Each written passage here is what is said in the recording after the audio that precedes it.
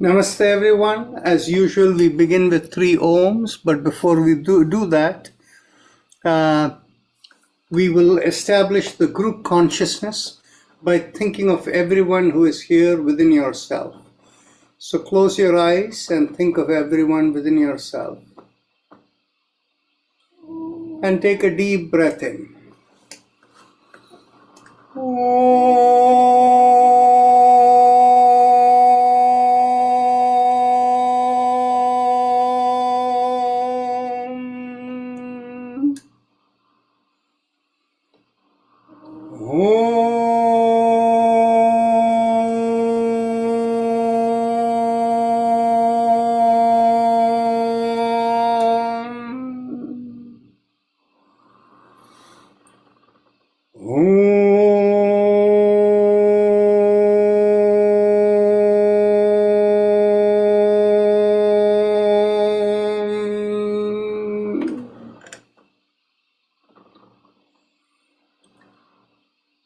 Our usual disclaimer: when you attend this session, you understand you're responsible for your own well-being.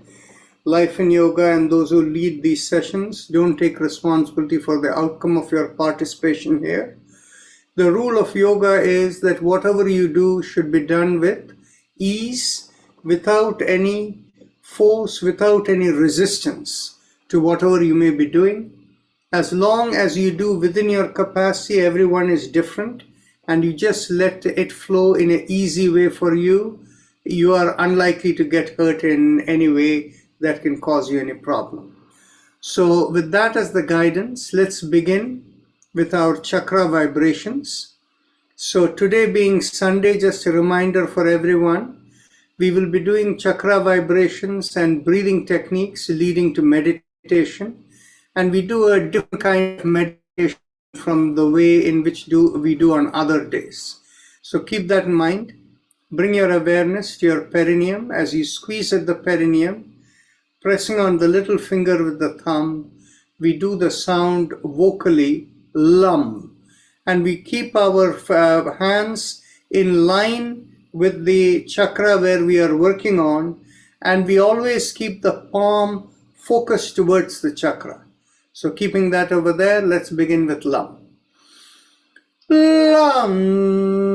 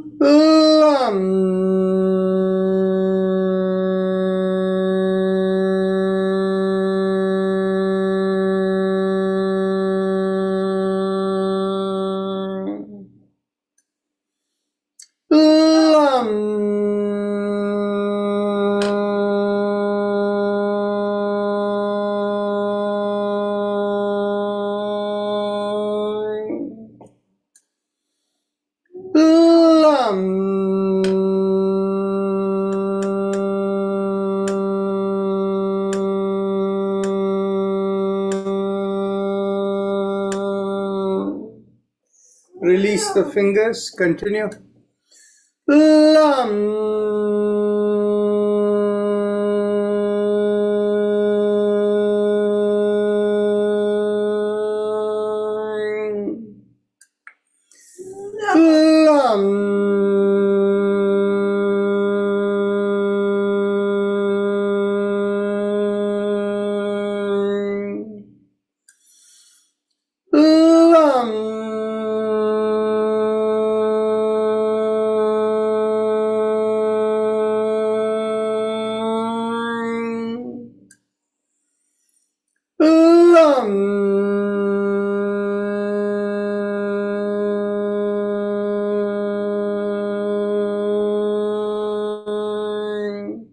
Last time.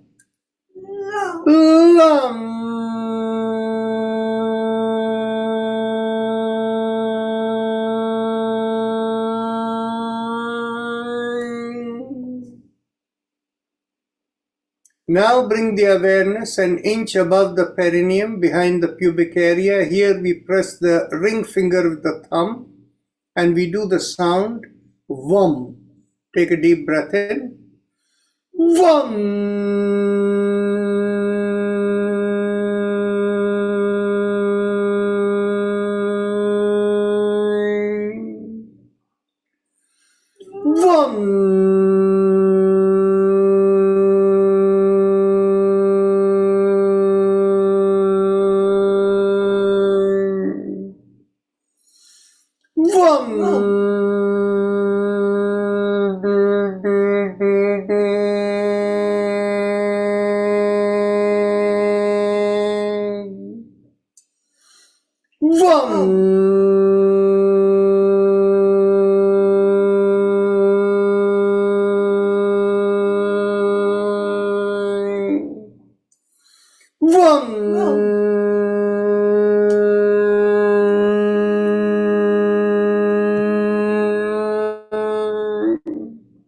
Release the fingers and continue.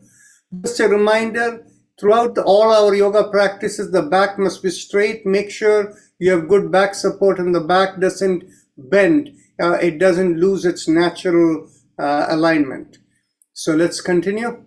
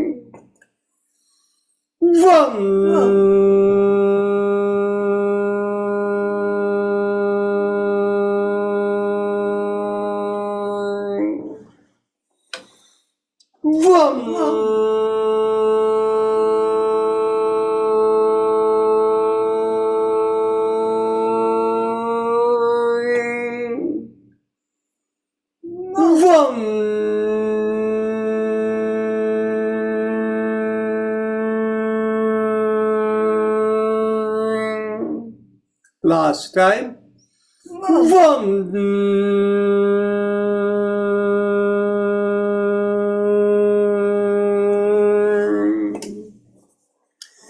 Bring the awareness behind the navel in the middle of the body, and as we draw in at the navel, we do a rum, pressing on the middle finger with the thumb. Rum.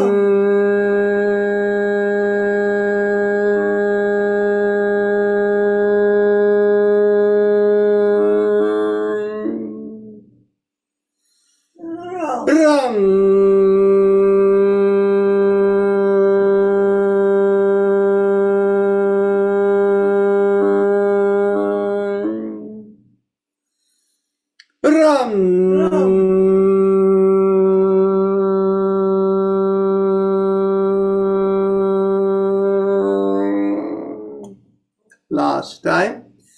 Run.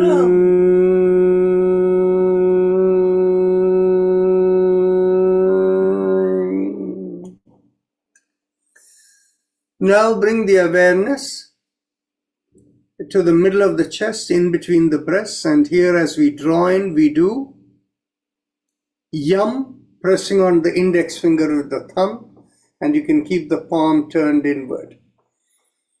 Yum.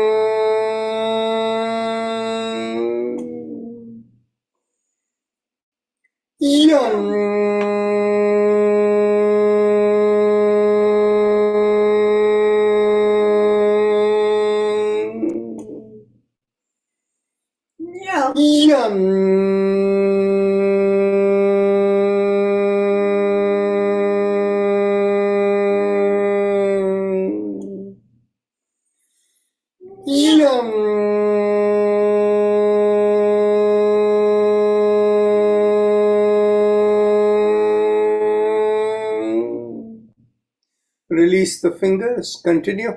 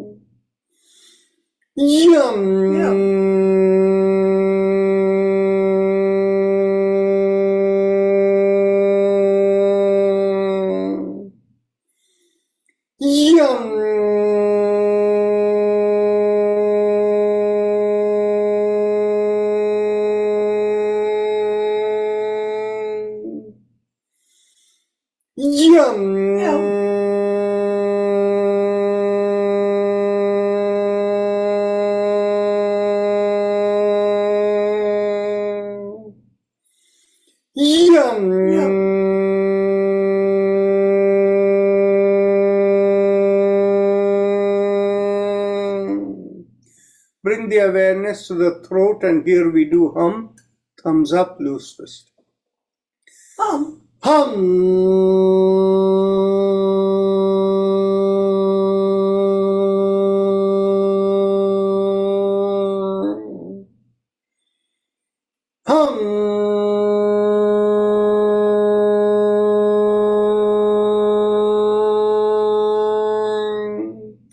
Release the hand, continue.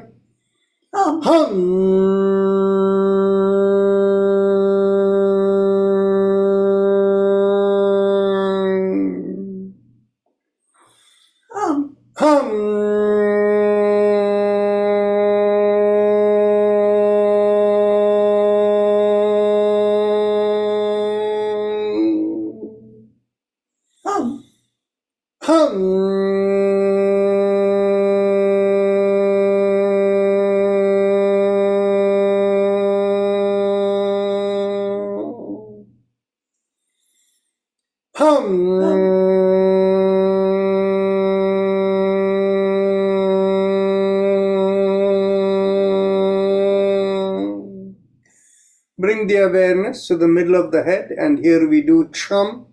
And the middle of the head, the right place to focus is, bring your fingers to the edge of your eyes, slide it straight back till it hits the ear.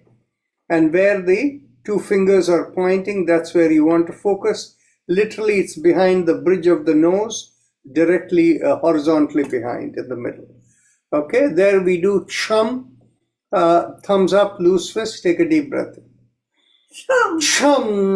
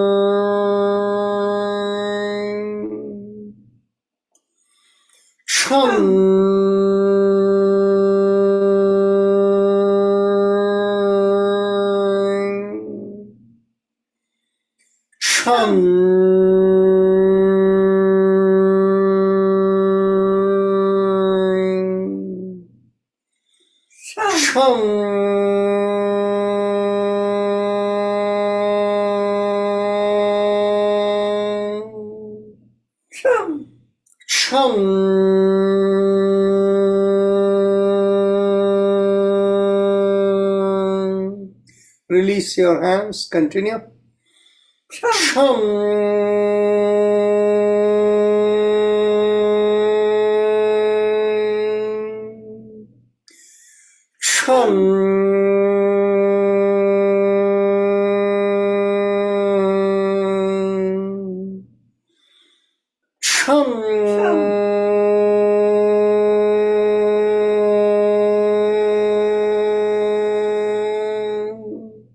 Last time. Chum.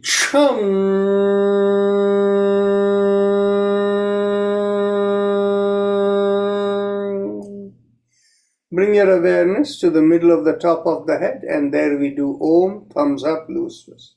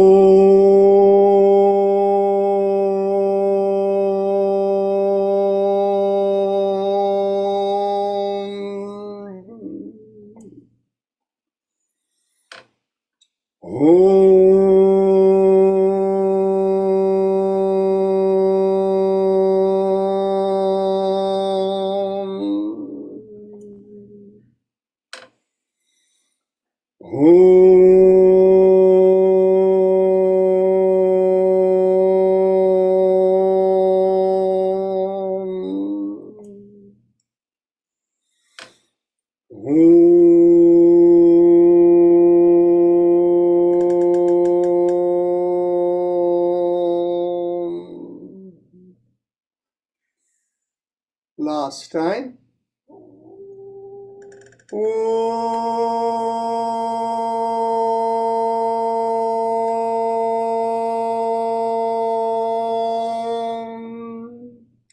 Release your hand and we'll do one more time.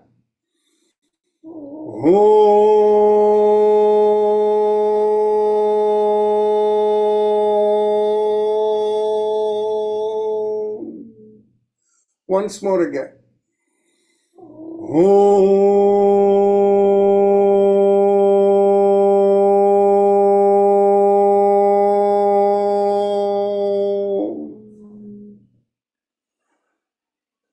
Now, observe the lightness within you feel, and now we go on to the Ujjayi breath. The Ujjayi pranayama, most of you know it, so please proceed. And on your own, if you want to do any variations, any rotations, shoulder rotations, or visualization, you're free to do. But we'll get to directed ones down the road. And for people who are new, or if anyone needs further instructions, bring your awareness to the lowermost part of the mouth that connects into the neck. Focusing there, make a big smile with the cheeks coming out. And you'll find a slight stretch in the bottommost part of the mouth. Keep the mouth firmly focused, firmly closed, and your focus on the stretch in the bottommost part of the mouth. And inhale and exhale through the nostrils in slow, deep breath. And feel like the air is rubbing along the stretch in the throat as it inhales and exhales. So please continue.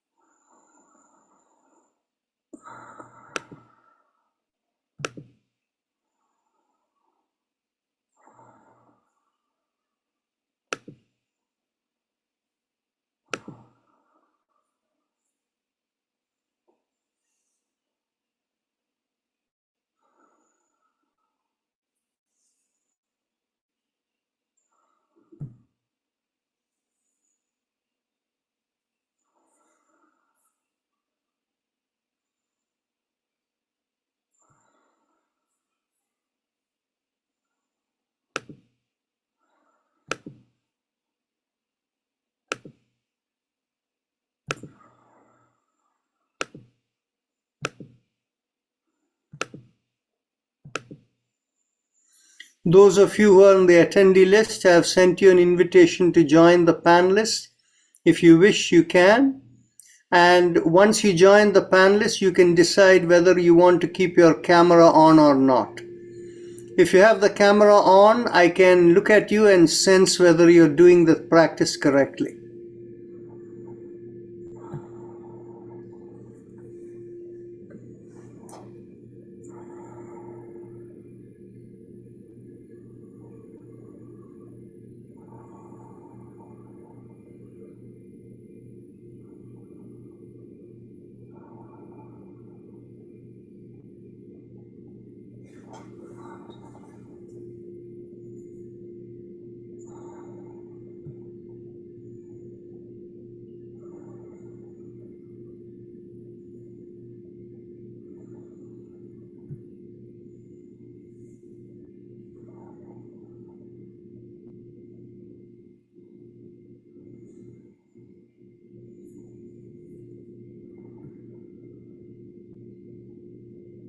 All of you who have your video on, you're doing quite well, so please carry on.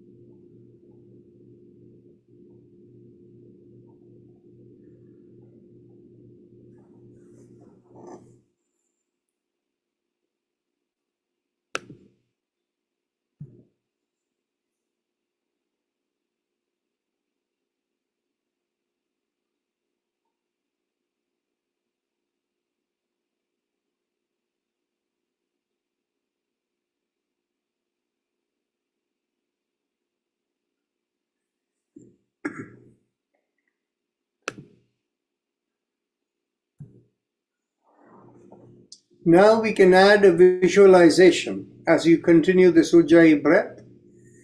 Visualize that as you inhale, the same way you're doing, that it arises from the lower part of the sternum, where you feel a little depression.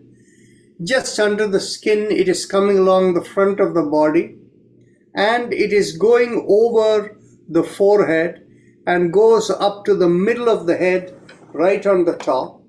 And as you exhale, it goes down the middle of the body where the chakras were when you did the chakra vibration, all the way down to the perineum. So inhale from here, going to the top of the head. Exhale, coming down the middle of the body. So inhalation is along the front of the body and curving over the head to go to the middle, and exhalation is through the middle of the body. So continue.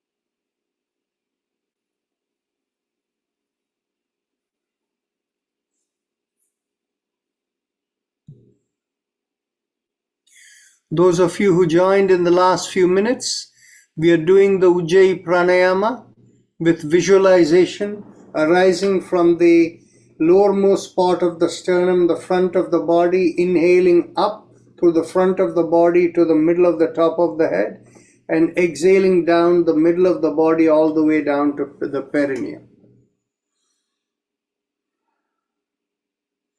Now we are ready to change it a little bit. So now we will do up and down the middle of the body alone. As you inhale, visualize it rising from the perineum through the middle of the body all the up to the way to the top of the head and maybe a little bit above, and as you exhale going down to the perineum. Continue.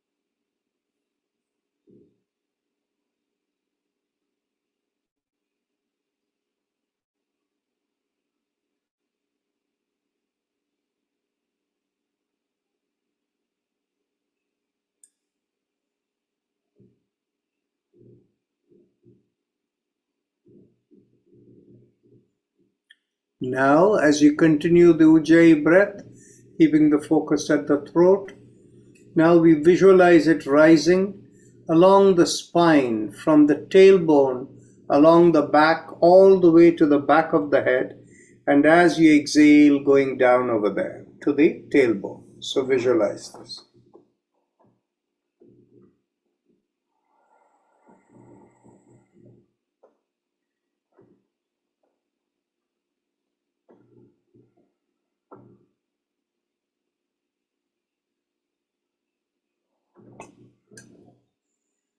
If anybody finds resistance anywhere along the spine, mentally vibrate Om, Om, Om, Om, Om, and the vibration will clear out.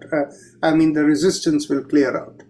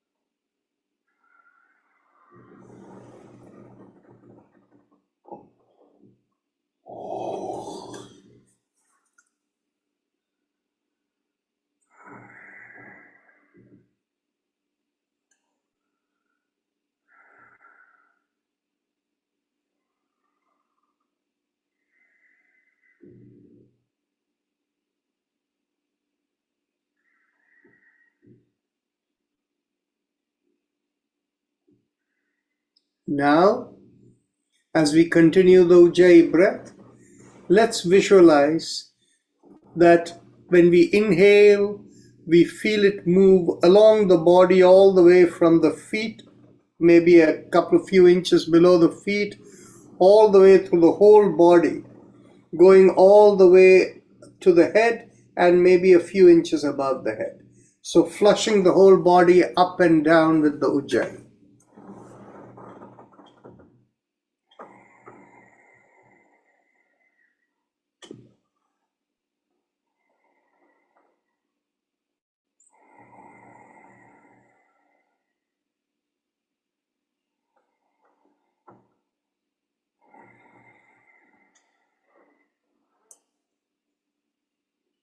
Some of you may feel as you're flushing the whole body up and down, you may feel the soles of your feet and the palms of your hand become sensitive. Like when you're inhaling, it feels like there is something sucking in there, and while exhaling, you may feel like something going out there. Continue.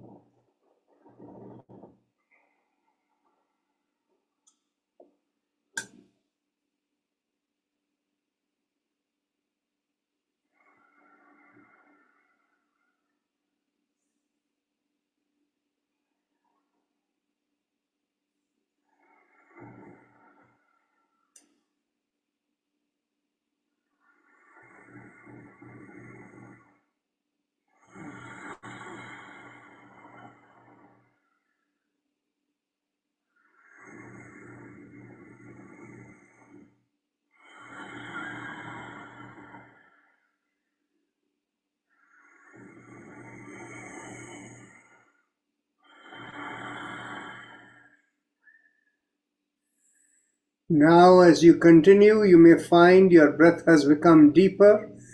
Visualize like your being is even beyond the body, like maybe 3 feet on every side around your body, like you're in a cylinder.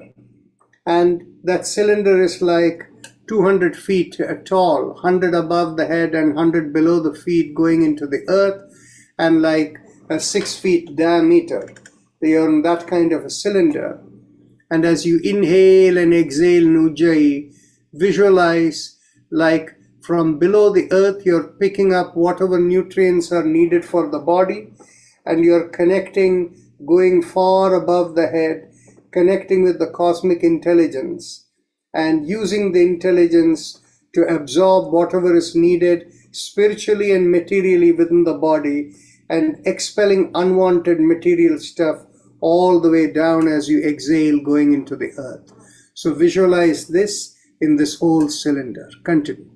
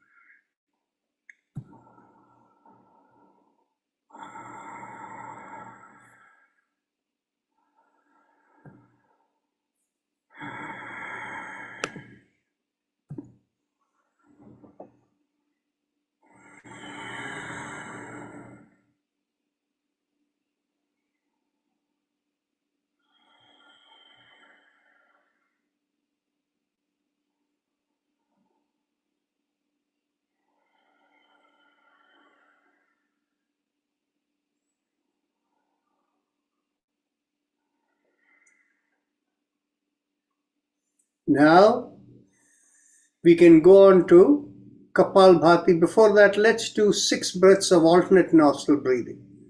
Begin inhalation from the left nostril and feel it cross over to the right side. And as you continue to inhale, it curves around and comes and lodges when you complete the breath in the topmost part of the forehead, right at the hairline in the middle. And when you exhale through the right nostril, visualize the awareness coming along the left side and going out of the right nostril. Inhale from the right, exhale through the left, 6 breaths. Continue.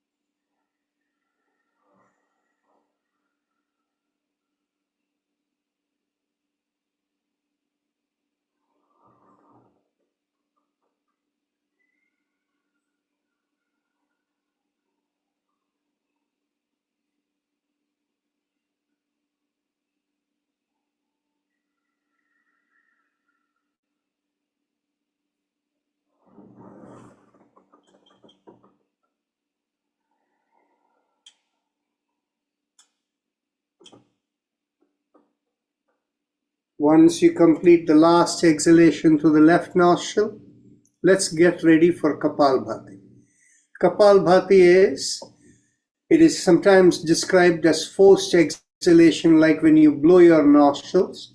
The only important thing to remember is, as you exhale, it has to be done without strain, no huffing and puffing. So the way we do it is, you feel the belly go in,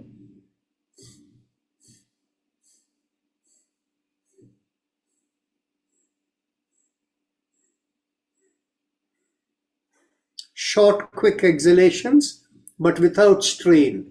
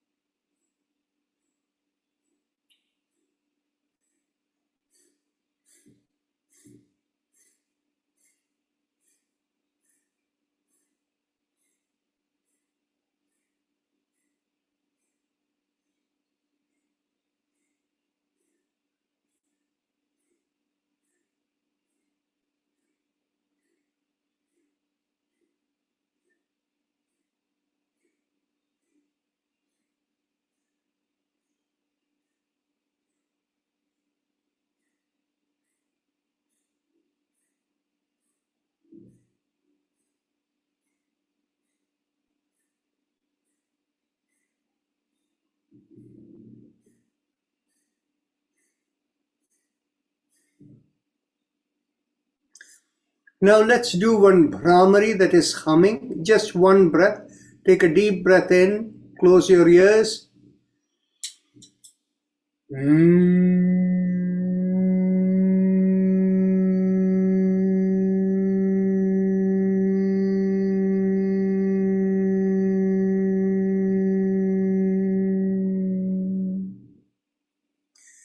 Now we will do the Bahya Kumbhaka. That is, we fully exhale, pulling up the pelvic floor and the abdominal area in and exhaling out of the chest. And then we bring the chin down to the chest and hold out the breath as long as is comfortable. We will do this for about 5 to 10 continuous breaths. The first breath, when you fully exhale, you're likely to hold only for very few seconds, 2 to 5 seconds. And then you slowly inhale, raising your chin, and take a deep breath in, and again go back to the full exhalation.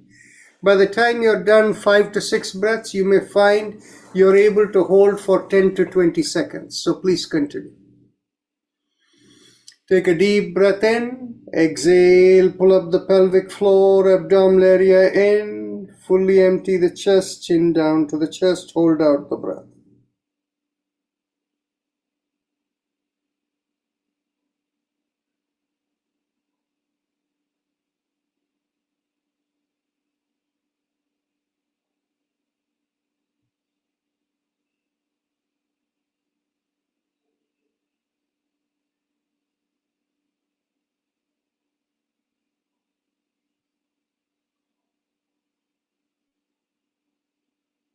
Slowly take a deep breath in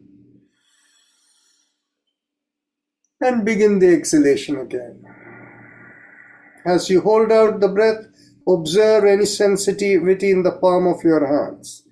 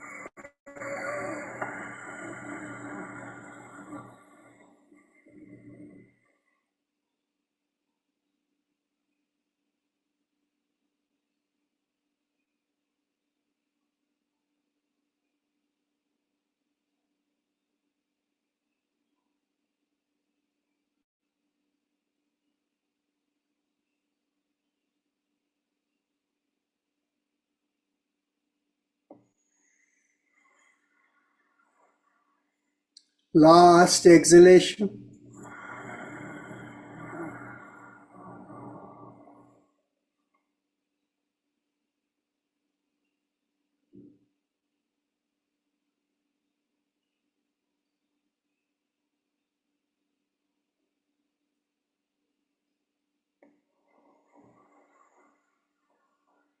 Now we can again do one more Bhramari.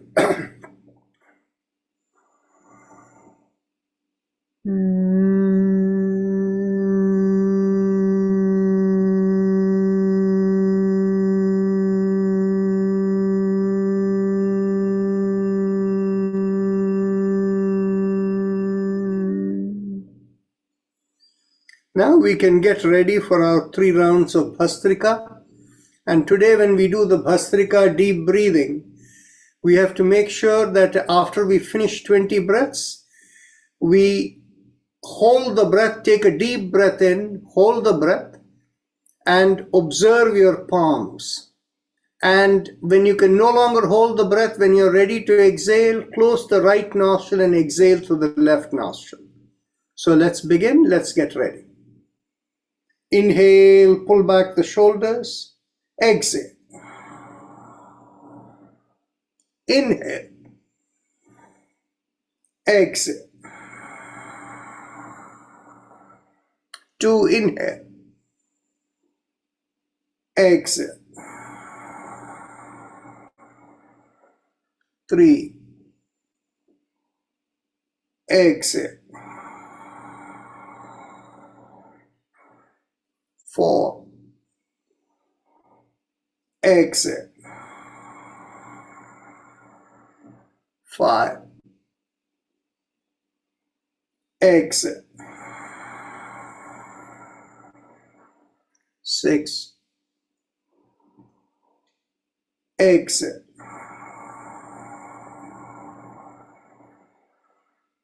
7. Exhale. 8. Exhale. 9. Exhale. 10. Exhale.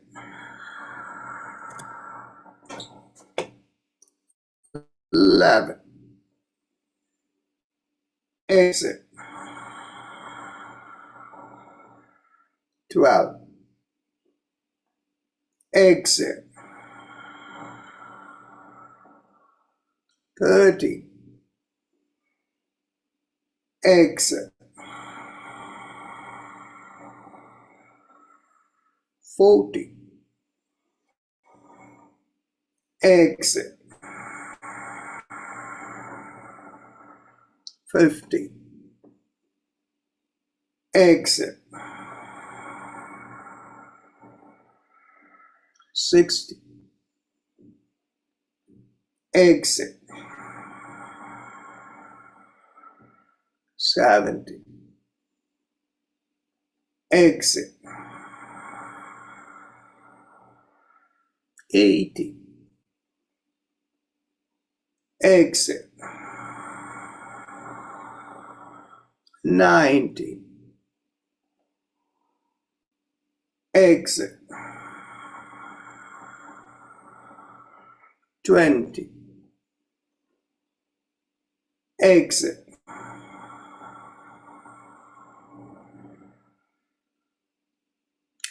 Take a deep breath in, hold the breath, observe the sensations in your palm. Chin down to hold the breath, don't compress.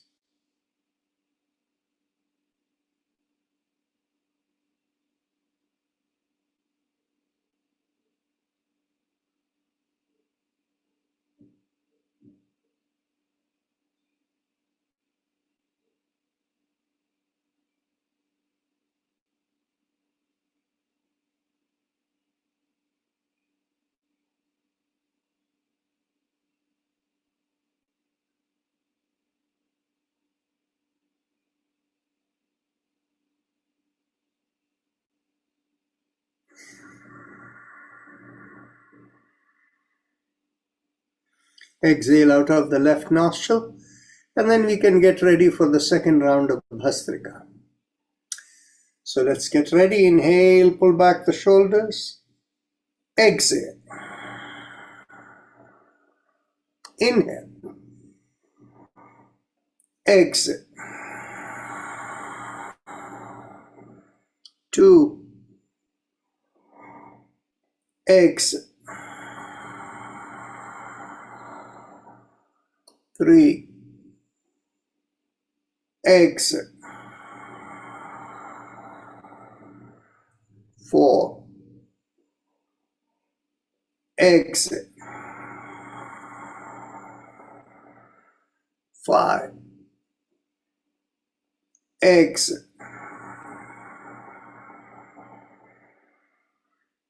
6. Exhale. 7. Exhale. 8. Exhale. 9. Exhale. 10. Exhale. 11. Exhale. 12. Exhale. 13. Exhale. 14. Exhale. 15. Exhale. 16. Exhale. 17. Exhale. 18. Exhale. 19. Exhale. 20. Exhale.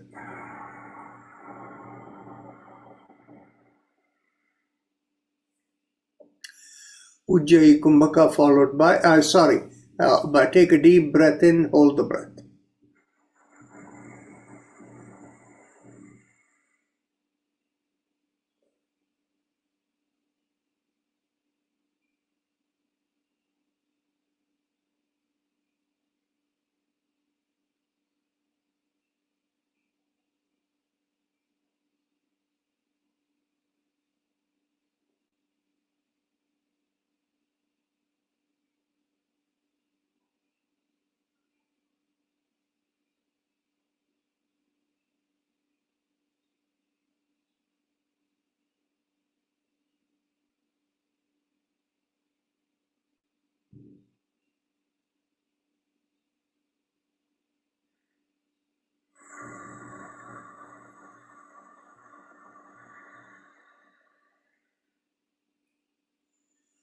When you're ready to exhale, raise the chin up and close the right nostril. Exhale through the left.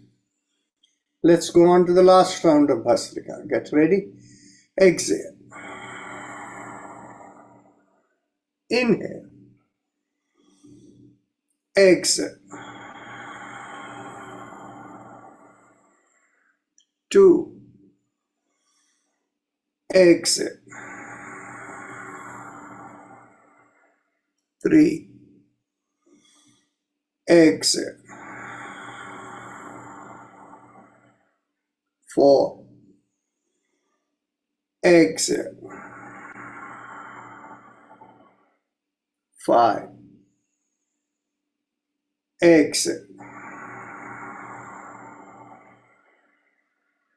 6. Exhale. 7. Exit. 8. Exit. 9. Exit. 10. Exit. 11. Exit. 12. Exit. 30. Exit. 40. Exit. 50. Exit. 60. Exit. 70. Exit. 80. Exit. 90. Exit. 20. Exit.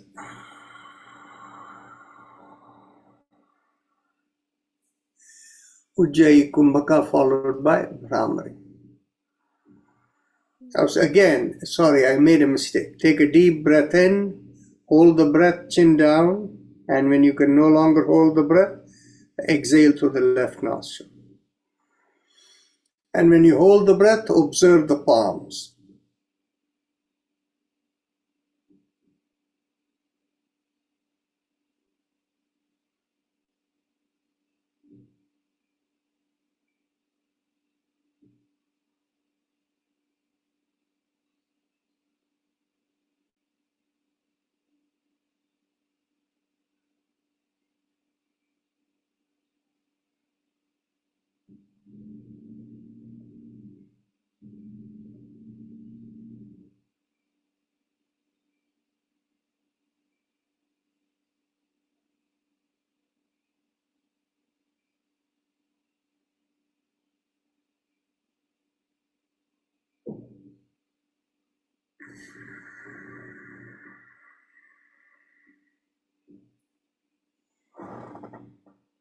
Once you have exhaled through the left nostril, now close your eyes again, and we get ready for meditation. Make sure you're seated comfortably, spine straight. Check once again.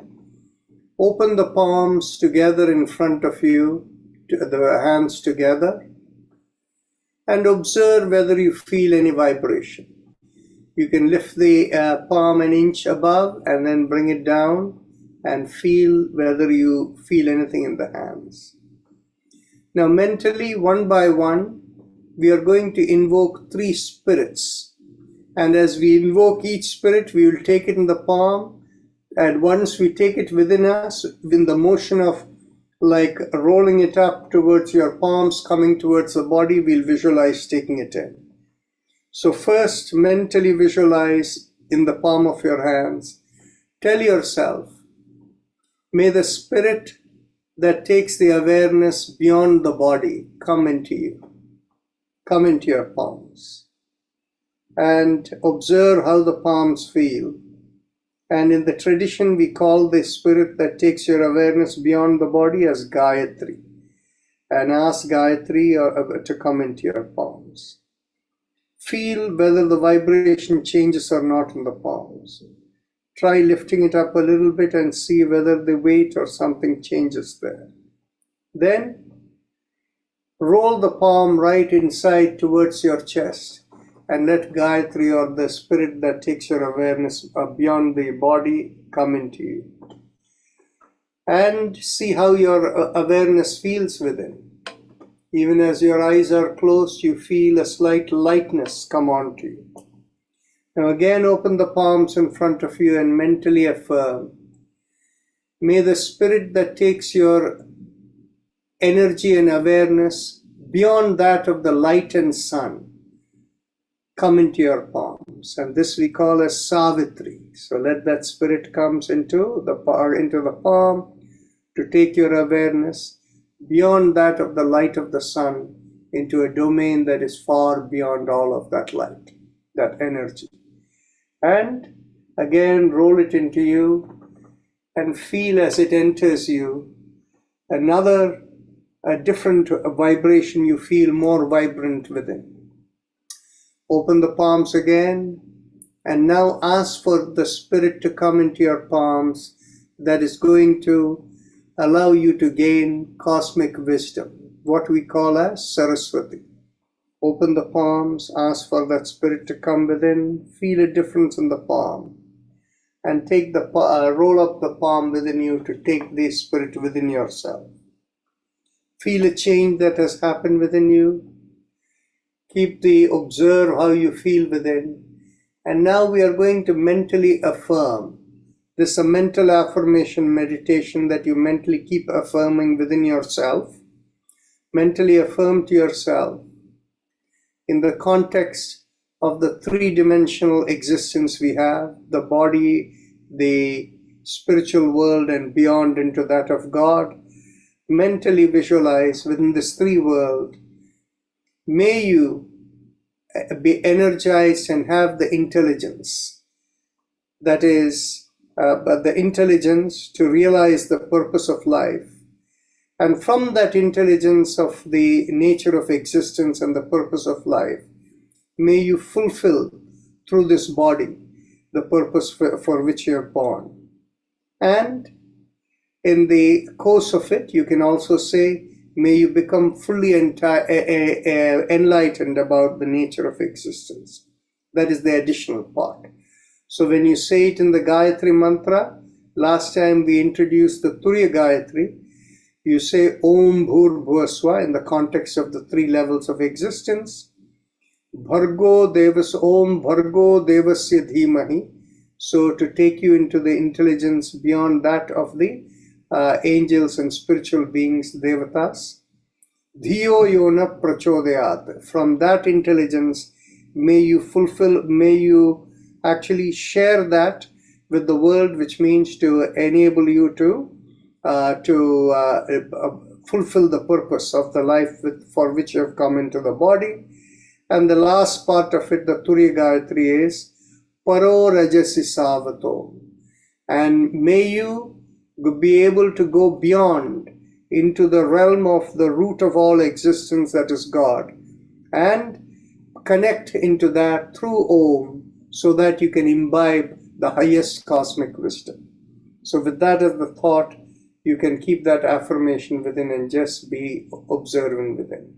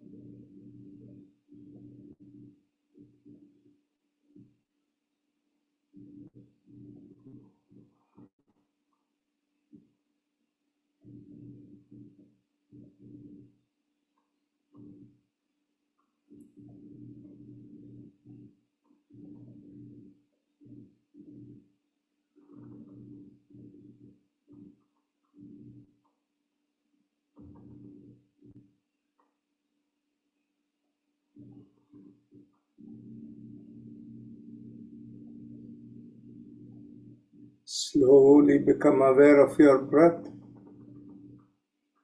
Mentally thank the spirits that enabled you to achieve this, and you can let them go, and we'll do one long Om and we'll close the meditation. Take a deep breath in.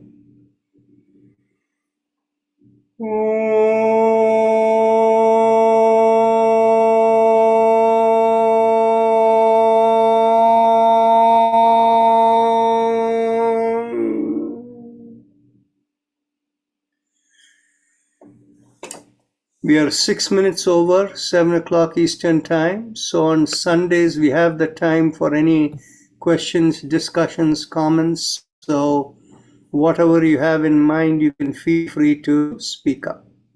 You can unmute and speak up. Rajesh, what is the purpose of our life?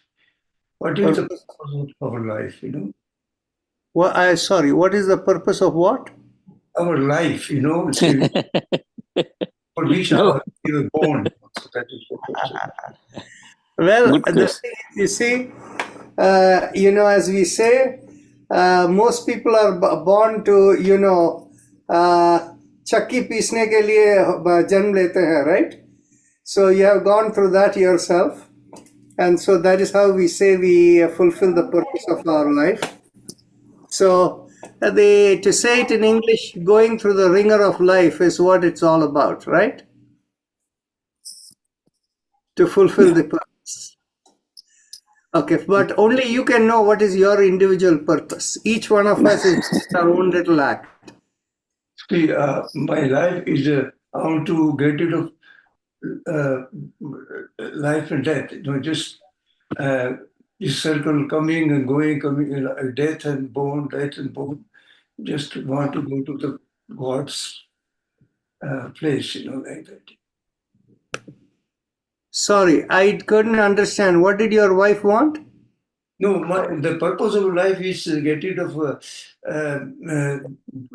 death and born, and just go to the God, and stay there. Well, the thing is, you see, this is a very interesting divergence of opinion between two schools of thought.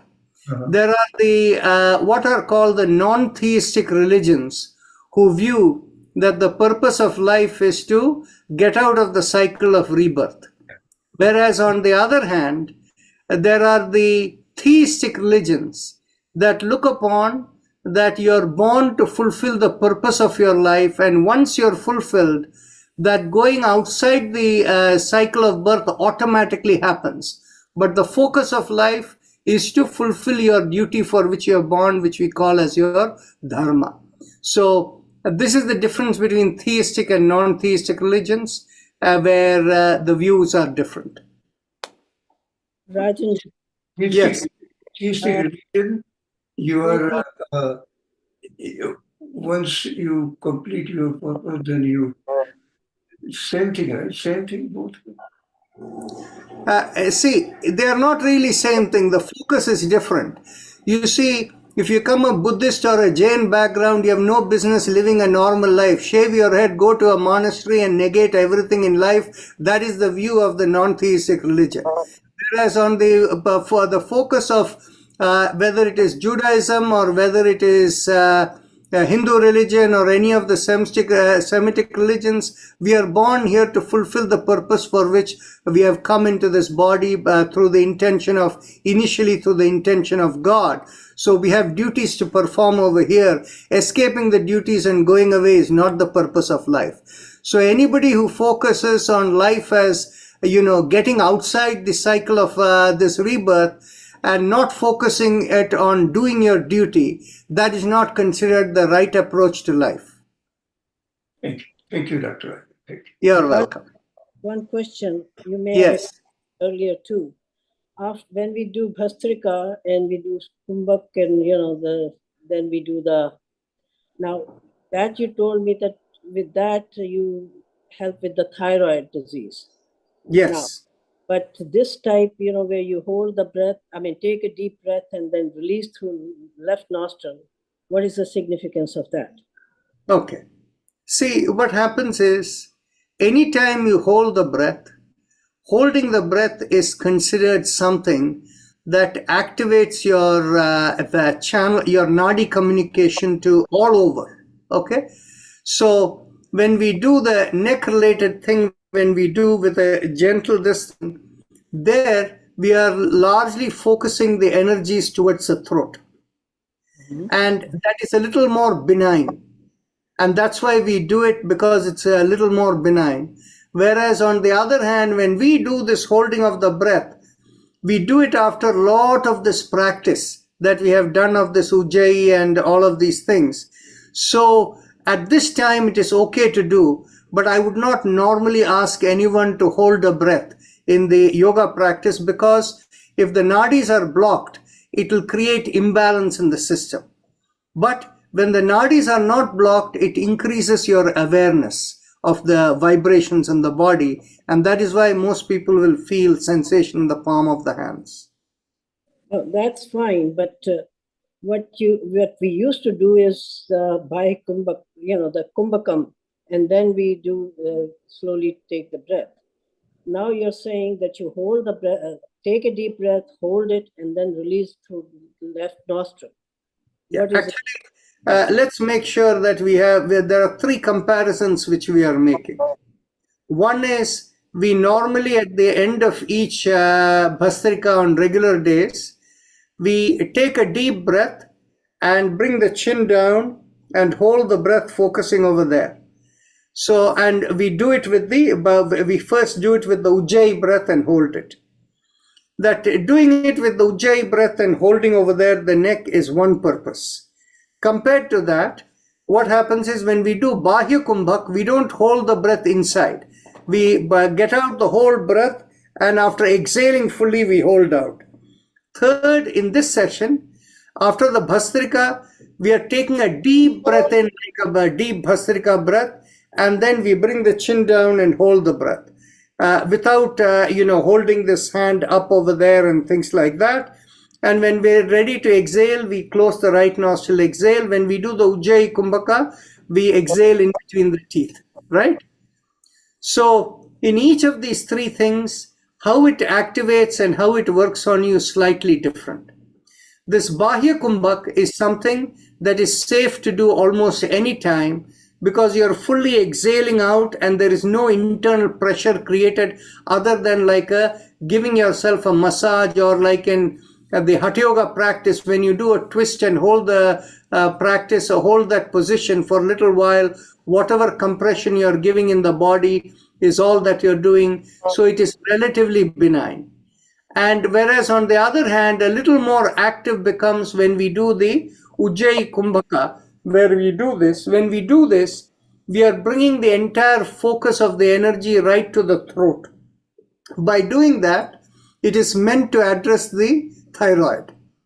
Whereas on the other hand, when we simply take a deep breath in and hold the breath, then in which case what is happening is you're letting not the focus to be on the throat or anywhere, but for the nadi to be opened up in every part of the body.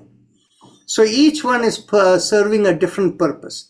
So that is now when we fully exhale out and hold the breath, at that time, what we have from some of the research that has been done, we find that the stem cells become more activated when you have a little bit of when you have hypoxia and hypercapnia for a little while. When you hold, stem cell production increases. So from a physical side, that is the impact of it when we do that. Each one is different. This last part is only for this taking a deep breath in and holding, is for activating your spiritual awareness by opening all the nadis. But releasing through the left nostril and not the right, why is that? Oh, okay. So the thing is, basically what happens is when you close the right nostril, you block off the element related to your logical side, which is your left brain. So you're trying to be more connected into the right brain area. So that is the reason you're not working through the right nostril. It's for the more spiritual release. It has nothing to do with the calming the mind. Of course, the thing is basically when you activate more the right, normally most of us are working through our logical side.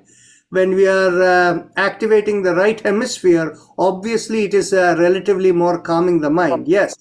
But when we are doing this, but that is where we are doing the alternate nostril breathing and all of that is taken care. But here it is specifically to open out the nadis for greater spiritual awareness beyond the body. Rajan? Yes. Namaskar. When we do our, in day to day, what we do with the Ujjayi for the 10-15 minutes, that from what I recall is more to activate the vagus nerve when we do Ujjayi. But we do the way we do it on the Sunday, which is much more extensive with a lot of visualizing. But what exactly is that all for? What are we? I have to answer here in two parts.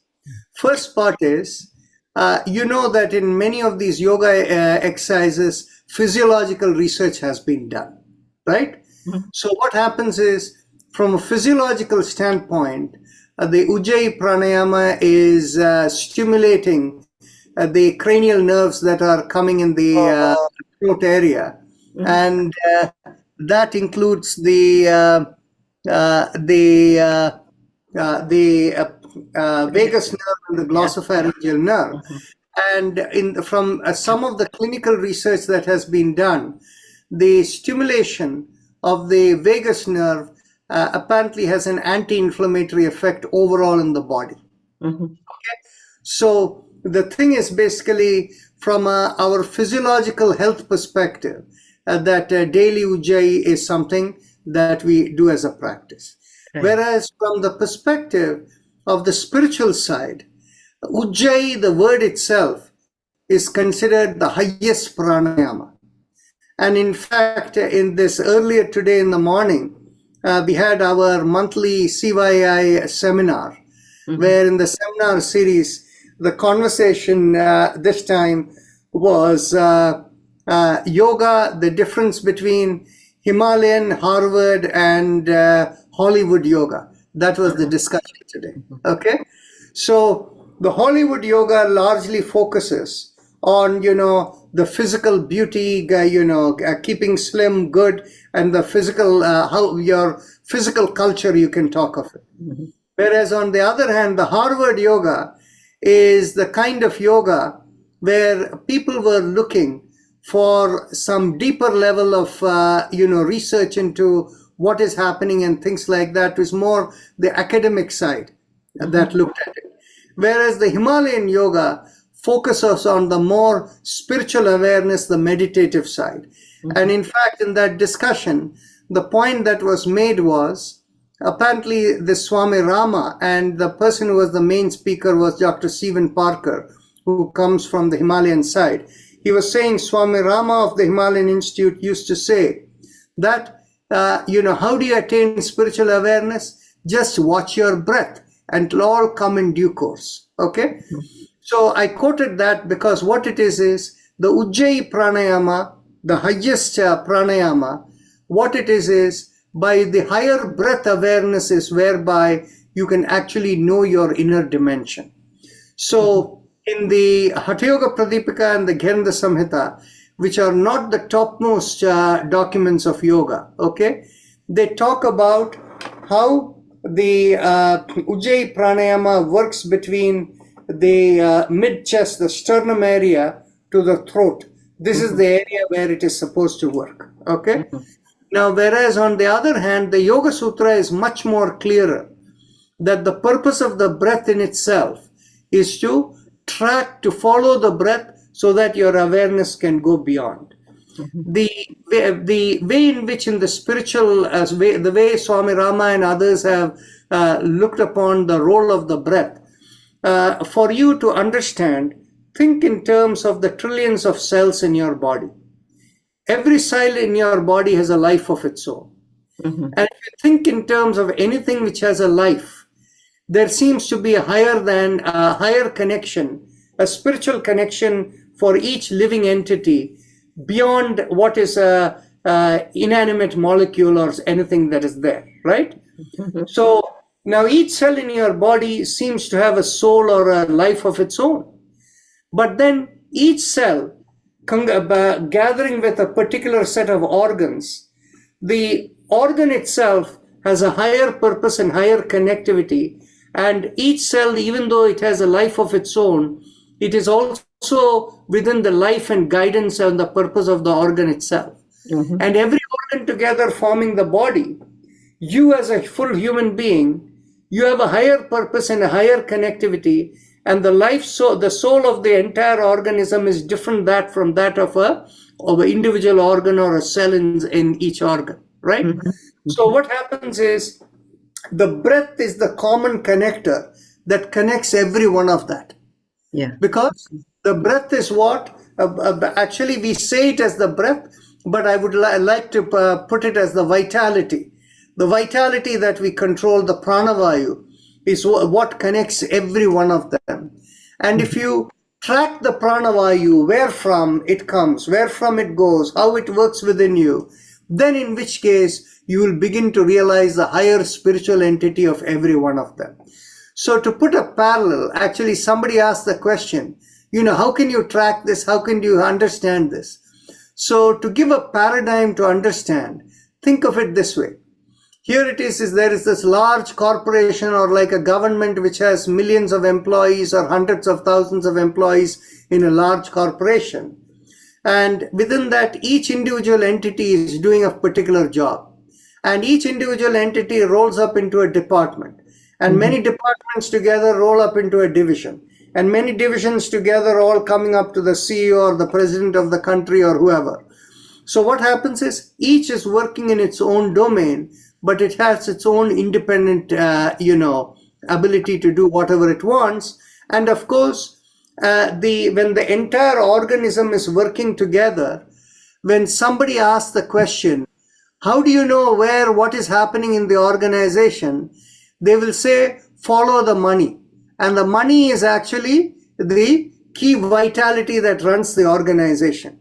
So for our human existence, follow the money means follow the breath. That is what gives the vitality to the whole existence. So if you follow the vitality, you will be able to, in stages, realize what is the purpose, where it is coming from, where it is going. Because what happens is, in the common parlance, you're thinking of vitality as the breathing process. But the real Vayu is beyond the breathing. And you can understand that for any entity to live, they need the vitality to go. When a person leaves their body, that consciousness or that life of that entire entity, the consciousness has departed from there. However, each of the organs within and the cells have their own independent life that lasts a little bit beyond the person leaving the body. And that is why transplant is possible, right? And so the thing is, you see, each one of those entities, it is the same way you can think of that until you can realize what is the life within each cell of your body, each organ in your body, and what is beyond the body, and you can follow the whole track beyond where it is coming from, that controls the life. That is the process of whereby what is Ujjayi Prana is supposed to take you. Okay, good. Thank you. You're welcome. Thank you. See, all these in yoga, you have to experience it for yourself, but it comes in stages. So we just keep doing the practice, and whatever is meant to come, it comes in stages. Okay, thank you. Dalpatji, you want to say something? Yes, Dr. I have asked a question. Today we did this yoga meditation at the end. It's different than that daily. So when we evoke the Gayatri, my whole body, really my head getting very, shaky, and slowly it's getting lighting. But my chest area is trembling and my palm has sweating, and I feel something different. I cannot explain what it is and why it's different than the regular pranayam we do, like Haim, Om, and that kind of thing, Actually, I can answer the question for you because I know you well, and because you have done therapy with us, I have a history on all your problems. But on the other hand, because we are in a public forum, I am not in a liberty to discuss your specific things. Okay? But I put it in a very general way. In a general way, all your health issues emanate from the fact you have not been dharmic, and you have not you have not been true to the purpose of your higher life. Okay? And so that is the reason you have all the health related issues. And the thing is, now, once you do this practice over here, all the shivering and all this thing that you're happening is actually the cleansing of your system that it is undergoing. Okay? So it is creating all that shaking, the head, the body, all the chest as you were describing. So it's really the cleansing process. I see. Okay. All right. Because I wonder why I still my hands, like sweating, Yeah. You have a lot of health issues, and you know what they are and how much medication you're taking, right? Yes. Yeah. Okay. So you said I'm not that much dharmic? You were adharmic in your whole life, or in your earlier life. And that is the reason you have had all your health problems. Okay. All right. Thank you. Thank you. So Tammy, go ahead. Delpot, that happens to all of us a little bit, I think. Dr. Raja, drop the mic on the Ujjayi. Just that was really beautiful. I also wonder if like donating blood, like when you get blood, you know, if that's kind of like the same as like the organ transplants, you know, moving those little entities into another body. You see, that's very interesting. Yes, to some degree. The thing is basically what happens is each one of us have to work with our inner dimension. And if you're doing the blood donation, if it feels right to you, you should do it. Because remember, in the entire cosmos and the nature of existence, just like trillions of cells have come together to form this body into collective organs and things like that, similarly, all of humanity, everything in creation is supporting each other. So when you give a blood donation, it helps someone, and if it feels right to you, you should do it. Because, you know, we are all sharing in the entire all of creation, right? Yeah, and when I did it, I told all of the blood to like just be its best self and all of that. I gave it a pep talk. But I did want to say a healing component that happened today. Shushma was talking about, you know, the CO2 and all of that. And in that space of, you know, where we just bent our neck and held our breath, at the third time, you know, the hands are tingling, but the joints had like this, I was feeling this ring, and there's that osteo stuff in my space. But so it was funny because there was 2 rings around like these knuckles, and I focused on one of them. Like I just focused on it, and I said, you know, I could just, I don't know. It's unclear how quick stem cells get made or anything like that, but energy did get called to that area. And I was bending my finger. I'm like, wait a minute, you know? So can we do that extra now, or do you have to go through the whole meditative thing? See, it will take care of it by itself. Okay. Most of you here will tell me that today's meditation or the Sunday meditation we do is always deeper than the other day's meditation. And what happens is, if you have deficiencies in your system, those are the areas that will activate more and take care of your system. Okay? So what happens is, when I do this meditation, you see, I have arthritis in my fingers and my hands and all of those, this thing, right? But because I'm practicing yoga daily, I don't have any discomfort of a serious kind or anything. But when we do this meditation together, I can feel it all activating and opening up. Okay? So that's the process you're experiencing too.